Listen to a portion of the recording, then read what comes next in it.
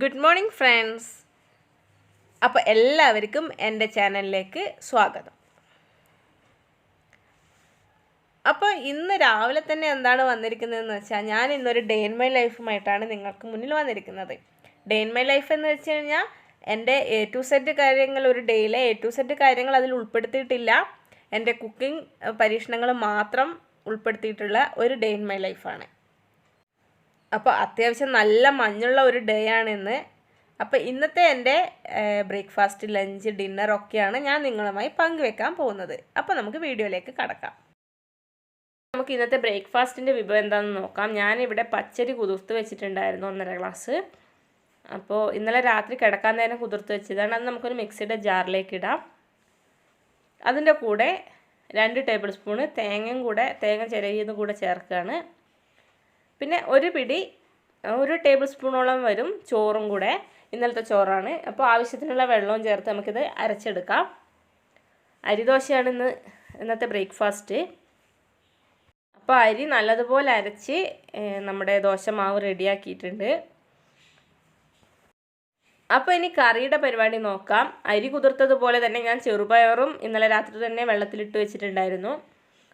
അപ്പോൾ അതിലേക്ക് ഒരു സവാള ഞാൻ കടലക്ക കറിക്കൊക്കെ നീളത്തിലാണ് അരിയാറ്. പക്ഷേ ചെറുപയർ കറിക്ക് ഇതുപോലെ നടുവിൽ കീറി ചെറിയ ചെറിയ പീസാക്കി കട്ട് ചെയ്തിട്ട് കൊടുക്കാറാണ്. അതിൻ്റെ കൂടെ 2 പച്ചമുളക് കൂടെ അരിഞ്ഞിടുന്നുണ്ട്. പിന്നെ ആവശ്യമായ മുളകും അതുപോലെ തന്നെ ഉപ്പും ചേർത്ത് കുറച്ച് വെള്ളവും കൂടെ ആഡ് ചെയ്ത് നമുക്കിത് വേവിക്കാൻ വെക്കാം.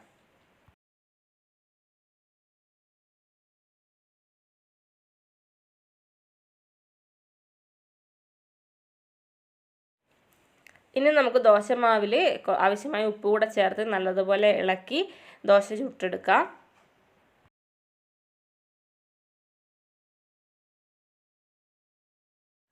പാന് വെച്ച് നല്ലതുപോലെ ചൂടായതിന് ശേഷം അതിൽ കുറച്ച് നെയ്യ് കൂടെ തടവി കൊടുത്തിട്ട് നമുക്ക് ദോശ ചുട്ടെടുക്കാം.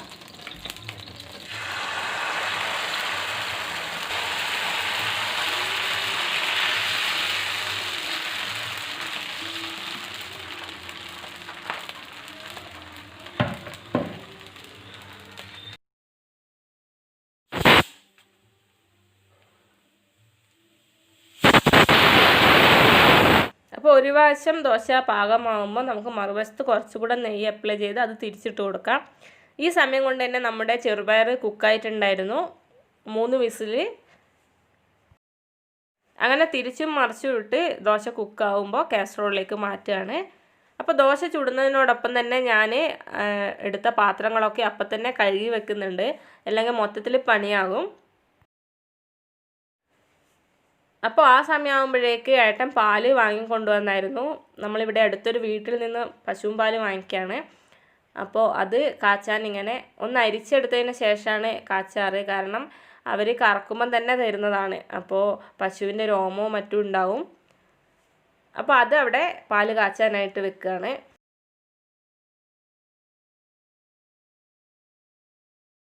അപ്പോൾ കുക്കറിൻ്റെ വിസിലൊക്കെ പോയതിന് ശേഷം നമുക്കത് തുറന്ന് അതിലേക്ക് അരപ്പും കൂടെ ചേർത്ത് ഒന്ന് തിളപ്പിക്കണം.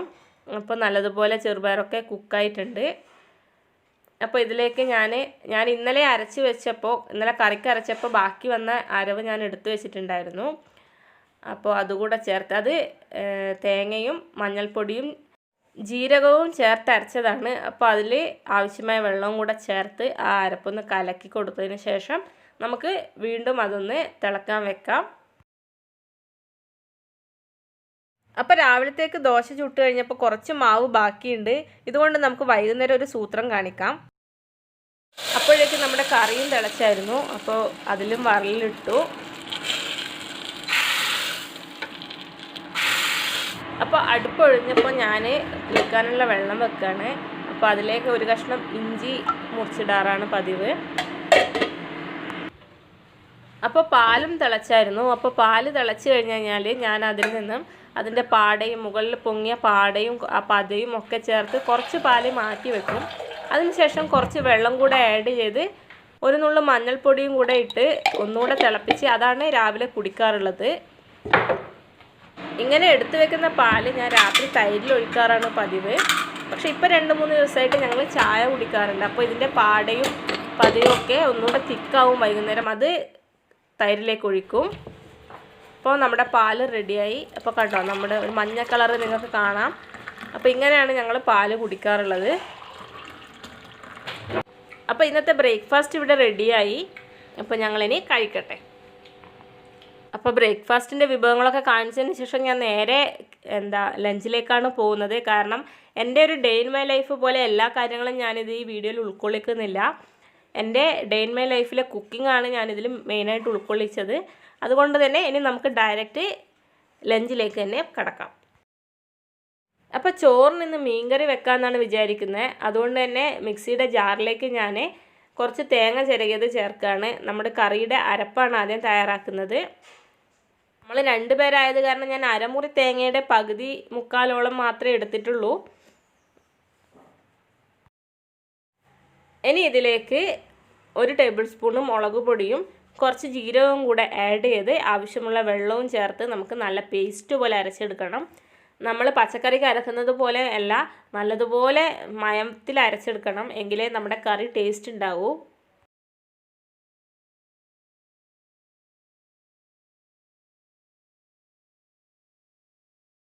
അപ്പോൾ ഇന്ന് നമ്മൾ മീൻകറി വെക്കാൻ പോകുന്നത് മൺചട്ടിയിലാണ്. മീൻകറി അരച്ച് വെക്കുകയാണെങ്കിലും മുളകിടുകയാണെങ്കിലും ഒക്കെ മൺചട്ടിയിൽ വെക്കുമ്പോഴാണ് അതിൻ്റെ ആ പെർഫെക്റ്റ് ടേസ്റ്റ് കിട്ടുക. ഞാൻ ഈ ചട്ടി മീൻകറി വെക്കാൻ വേണ്ടി മാത്രമേ യൂസ് ചെയ്യാറുള്ളൂ. പിന്നെ നമ്മൾ കറി വെക്കാൻ പോകുന്ന മീൻ പുയ്യാപ്ല എന്ന് ഞങ്ങളുടെ നാട്ടിൽ പറയും. കുറച്ച് സ്റ്റാൻഡേർഡായി എല്ലാവർക്കും മനസ്സിലാകുന്ന രീതിയിൽ പറയുകയാണെങ്കിൽ കിളിമീനാണ്.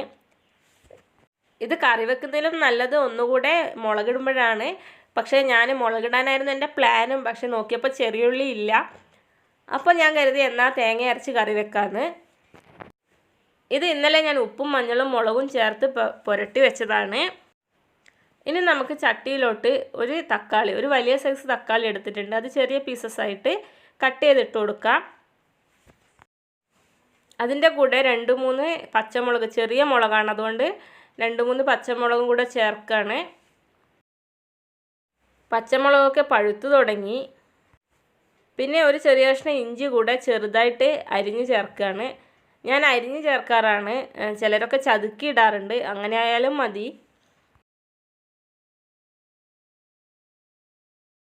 ഇനി നമ്മൾ അരച്ച് വെച്ച അരപ്പ് കൂടെ ഇതിലേക്ക് കലക്കാം.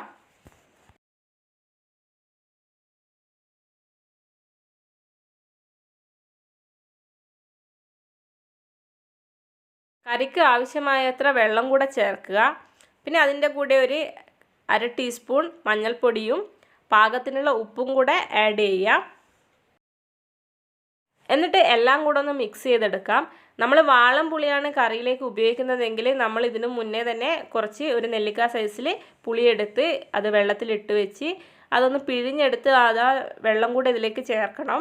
ഞാനിപ്പോൾ കുടംപുളിയാണ് ആഡ് ചെയ്യാൻ പോകുന്നത്. അതുകൊണ്ട് അത് നമുക്ക് ഡയറക്റ്റ് ചേർക്കാവുന്നതേ ഉള്ളൂ.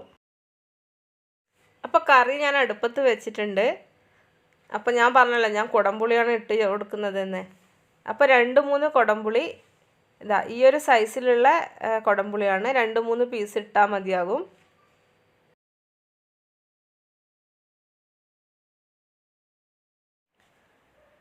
പിന്നെ ഞാൻ മീൻ ഇതിൽ ആഡ് ചെയ്തിട്ടില്ല. കിളിമീനൊക്കെ പെട്ടെന്ന് കുക്കാവുന്നത് കാരണം കറി ഒന്ന് തിളച്ചതിന് ശേഷം ആഡ് ചെയ്യുന്നുള്ളൂ. അപ്പോൾ നമ്മുടെ ചോറും അവിടെ ആയിട്ടുണ്ട്. അപ്പോൾ കറി അവിടെ നിന്ന് തിളക്കട്ടെ. ആ സമയത്ത് നമുക്ക് വറവിനുള്ള പരിപാടി നോക്കാം. ഇത് ഞങ്ങളുടെ നാട്ടിൽ പൊട്ടിക്ക എന്ന് പറയും. ഞങ്ങളുടെ നാട്ടിൽ തന്നെ മറ്റൊരു ഭാഗത്ത് കാരാപ്പിരി എന്നും പറയും. അപ്പോൾ നിങ്ങൾക്ക് എന്താണ് ഇത് പറയാമെന്ന് എനിക്ക് അറിയില്ല. അപ്പോൾ ഞാൻ അതിൻ്റെ അരുവൊക്കെ കട്ട് ചെയ്ത് നല്ലതുപോലെ ക്ലീൻ ചെയ്തെടുത്തിട്ടുണ്ട്. ഇനി നമുക്കിത് ചെറിയ നേർത്ത പീസസ് ആയിട്ട് കട്ട് ചെയ്തെടുക്കണം. നിങ്ങളൊക്കെ ഇങ്ങനെ കുക്ക് ചെയ്യുമെന്ന് എനിക്കറിയില്ല. ചിലപ്പോൾ ചെയ്യുമായിരിക്കും. ഞാൻ യൂട്യൂബിലൊന്നും നോക്കിയിട്ടില്ല. ഉണ്ടാകുമായിരിക്കും. പക്ഷെ ഞാൻ ഒരു ദിവസം ഇങ്ങനെ ഒന്ന് ട്രൈ ചെയ്ത് നോക്കി, ഇഷ്ടമായി. പിന്നെ വല്ലപ്പോഴും ഒക്കെയല്ലേ ഇങ്ങനെയൊക്കെ ഉണ്ടാക്കൂ. കൂടെ ആഡ് ചെയ്യാൻ ഞാൻ ഒരു സവാള തന്നെ എടുത്തിട്ടുണ്ട്. അപ്പോൾ അതും നീളത്തിൽ നേർങ്ങനെ അരിഞ്ഞെടുക്കണം. പിന്നെ ഒരു പച്ചമുളക് കൂടെ ചേർക്കുന്നുണ്ട്.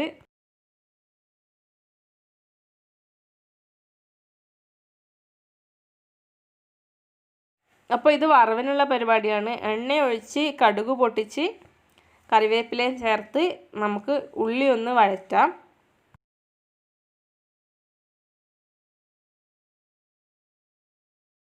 അപ്പോൾ ഇതിലേക്ക് കറിവേപ്പില ആഡ് ചെയ്യുമ്പോൾ നമുക്ക് കുറച്ച് കറിയിലേക്കും കൂടെ ആഡ് ചെയ്യണം.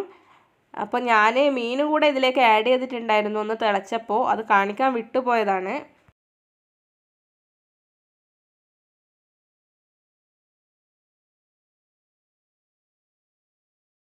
സവാള ഇട്ടൊന്ന് വഴറ്റി കൊടുത്തതിന് ശേഷം ആവശ്യമായ മഞ്ഞൾപ്പൊടി കൂടെ ചേർക്കുകയാണ്.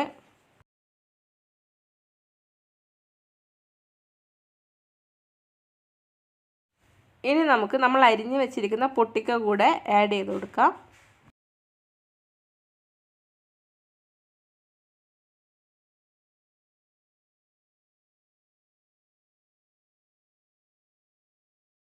പൊട്ടിക്ക കൂടെ ആഡ് ചെയ്തതിന് ശേഷമാണ് നമ്മൾ ഉപ്പ് ചേർക്കുന്നുള്ളൂ. എങ്കിലേ എല്ലാം പാകമായി നമുക്ക് കിട്ടുള്ളൂ. എല്ലാം നല്ലതുപോലെ മിക്സ് ചെയ്ത് യോജിപ്പിച്ചെടുത്തതിന് ശേഷം ഒരു കൈക്കുമ്പിളിലെ വെള്ളമാണ് നമ്മളിതിലേക്ക് ആഡ് ചെയ്യുന്നുള്ളൂ. അത് ഒന്ന് ചുറ്റിച്ച് കൊടുത്തതിന് ശേഷം നമുക്ക് അടച്ച് വെച്ച് ഒരു 2 മിനിറ്റ് കുക്ക് ചെയ്തെടുക്കാം.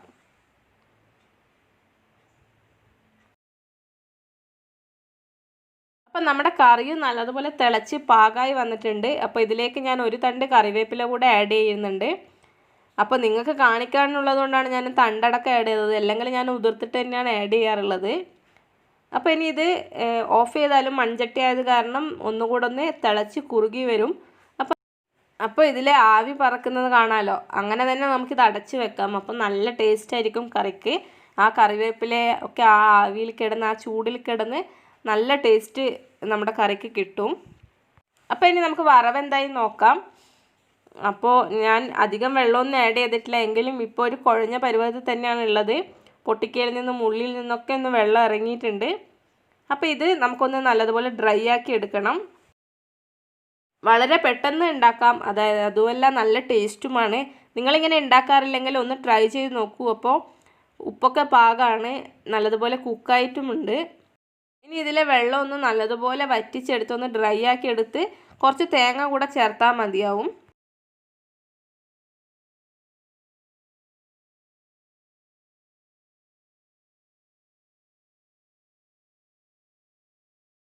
ഇതിൻ്റെ ഇടയിൽ കുക്കറിലെ വിസിൽ പോയപ്പോൾ ചോറ് വാർത്ത് വെച്ചിട്ടുണ്ട്. ഞാൻ ഇതുപോലെ ഒരു അരിപ്പയിലേക്ക് ഇട്ടാണ് ചോറ് വാർക്കാറ്. അപ്പോൾ ചോറ് റെഡി ആയിട്ടുണ്ട്. അപ്പോൾ നമ്മുടെ ഉച്ചക്കത്തെ വിഭവങ്ങളൊക്കെ റെഡിയായി. ചോറ് വെച്ച കുക്കറും മറ്റുമൊക്കെ കഴുകിയെടുത്ത് കഴിഞ്ഞ് കഴിഞ്ഞാൽ ഉച്ചക്കത്തെ അടുക്കളയിലെ പരിപാടിയും കഴിഞ്ഞു.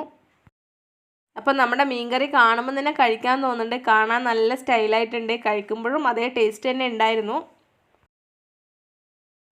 അപ്പം നമ്മുടെ ഉച്ചക്കത്തെ പരിപാടി റെഡിയായി.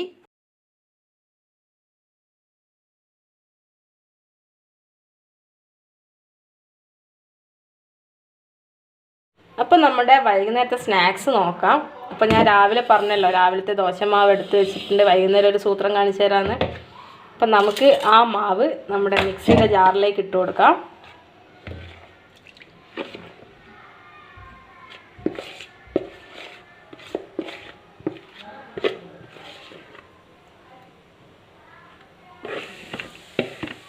ഫ്രിഡ്ജിൽ വെച്ച കാരണം തോന്നുന്നു ഒന്നൊന്ന് തിക്കായിട്ടുണ്ട് മാവ്. അപ്പം നമ്മൾ വെള്ളമൊന്നും ആഡ് ചെയ്യണ്ട. അടുത്തത് ഒരു കോഴിമുട്ട, അത് നമുക്ക് പൊട്ടിച്ചിട്ട് ഈ മാവിലേക്ക് ആഡ് ചെയ്യാം. ഇനി നമുക്ക് നല്ലതുപോലെ ഇതൊന്ന് അടിച്ചെടുക്കണം. അപ്പോൾ മുട്ട ആഡ് ചെയ്ത കാരണമാണ് ഞാൻ വെള്ളമൊന്നും ആഡ് ചെയ്യേണ്ടതെന്ന് പറഞ്ഞത്. അത് അത്യാവശ്യം ലൂസായിക്കോളൂ. അപ്പോൾ ഇതാ അടിച്ചെടുത്തിട്ടുണ്ട്. മുട്ട ആഡ് ചെയ്തുകൊണ്ട് പതഞ്ഞ് വന്നിട്ടുണ്ട്. അപ്പോൾ അത് നമുക്ക് ഇതിലേക്ക് ഒഴിക്കാം. ഇപ്പോൾ രാവിലെ നമ്മൾ മാവിൽ ഉപ്പിട്ടതാണ്. അപ്പോൾ ഉപ്പ് കുറവാണെങ്കിൽ നോക്കിയിട്ട് നിങ്ങൾക്ക് ആഡ് ചെയ്യാം. അതിൻ്റെ കൂടെ 2 പച്ചമുളക്, ചെറിയ പച്ചമുളകായത് കാരണം ഞാൻ 2 പച്ചമുളക് എടുക്കുന്നു. ഇതിങ്ങനെ ചെറുങ്ങനെ ചെത്തിയിട്ട് കൊടുക്കാം.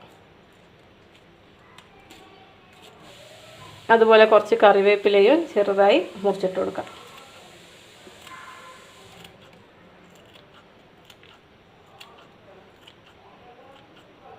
ഇത്രയേ പണിയുള്ളൂ. ഞാൻ പറഞ്ഞ പോലെ ഉപ്പ് നോക്കിയിട്ട് ഉപ്പ് കുറവാണെങ്കിൽ ഒരല്പം ഉപ്പ് കൂടെ ചേർത്ത് കൊടുക്കാം. അപ്പോൾ ഇതാ നമ്മൾ ഉണ്ണിയപ്പമൊക്കെ ആക്കുന്ന പാത്രം അടുപ്പത്ത് വെച്ച് അതിൽ ഞാൻ ഓയിൽ ഒഴിച്ച് നല്ലപോലെ ചൂടായിട്ടുണ്ട്. ഇനി നമ്മുടെ മാവ്, നമ്മൾ തയ്യാറാക്കി വെച്ച മാവ് ഓരോ തവി ഒഴിച്ച് ചുട്ടെടുക്കുന്ന പോലെ ചുട്ടെടുക്കാം. കണ്ടോ, നല്ല പൊങ്ങി വരുന്നുണ്ട്.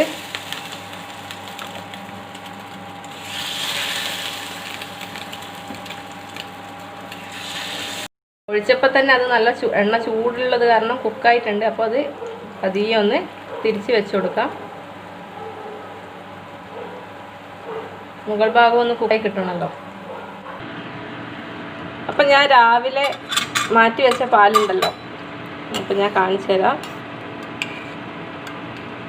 പാട നല്ല തിക്കായി വന്നിട്ടുണ്ട്. അത് ഞാൻ ഇതുപോലെ ഒരു പാത്രത്തിലേക്ക് കുറച്ച് തൈരും ആഡ് ചെയ്ത് ഇട്ട് വെക്കാറുണ്ട്. അപ്പോൾ ഇത് കുറച്ചായി കഴിഞ്ഞ് മിക്സിയിലിട്ട് കുറച്ച് വെള്ളം ഒഴിച്ച് അടിച്ച് അത് കുലുക്കി എടുക്കുന്ന വെണ്ണ വേർതിരിഞ്ഞ് കിട്ടും, മോരായി കിട്ടും. അപ്പോൾ ബാക്കി പാല് ഞാൻ ചായക്ക് എടുക്കുകയാണ് ചെയ്യാറ്. ചായ വെക്കാറില്ല. ഇപ്പോൾ കുറച്ചായിട്ട് ചായ കുടിക്കാറുണ്ട്. അല്ലെങ്കിൽ ഈ പാലടക്കം ഞാൻ ഈ തൈരിലേക്ക് ഒഴിച്ച് വെക്കാറാണ്.